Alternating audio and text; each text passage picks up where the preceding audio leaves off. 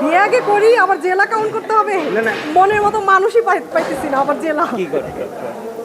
না, যার সাথে আমি মনে করি যে যার সাথে আমার আন্ডারস্ট্যান্ডিং ভালো, মানে বোঝাপড়াটা ভালো, দেন আমি যে মানুষটার সাথে চলে ফিরে মানসিক শান্তি পাই, সেই রকম একটা মানুষকে বিয়ে করব। এটা আসলে প্রফেশন বা কোন জেলার কি এটা ম্যাটার করে না।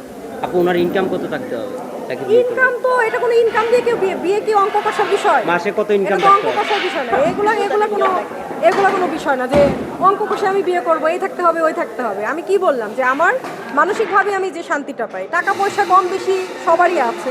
আমি কি এখন চলতেছি না, ফিরতেছি না? আমি তো ভালো মতোই আছি আলহামদুলিল্লাহ।